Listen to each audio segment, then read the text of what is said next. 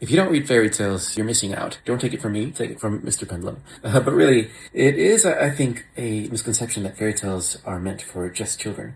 At some point, it changed and moved into the nursery, but, these stories were stories for everyone, for adults, for children. They were a way to pass down ideas, morals, values, many different things, and the stories that were passed down through generations. And, a lot of these stories were then compiled, collected from people like the Grimm's brothers, Hans Christian Andersen, Italo Calvino, and many other folklorists. And there's so much to be gained from folk tales, fairy tales. I highly encourage, if you haven't read the Grimm's fairy tales or the collections by Hans Christian Andersen or Italo Calvino, or even, stories from different mythologies. There's like, Japanese folklore stories, Norse, Celtic, many others. I highly recommend it. There's so much to be learned about the cultures and the way of thinking,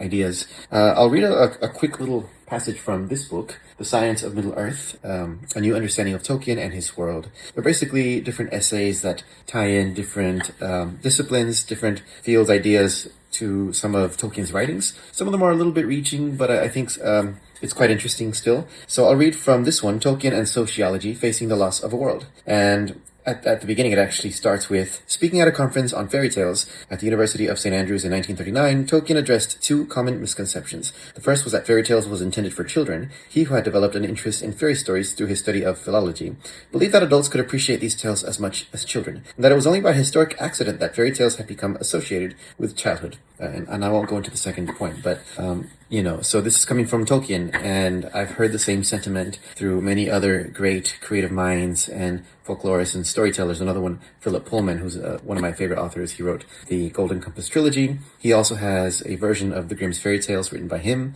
I would definitely recommend it. He really does do a great job at retelling the stories in his voice, but staying true to the fairy tales, the stories. So highly recommend it. Just read fairy tales, read folk tales and fairy tales.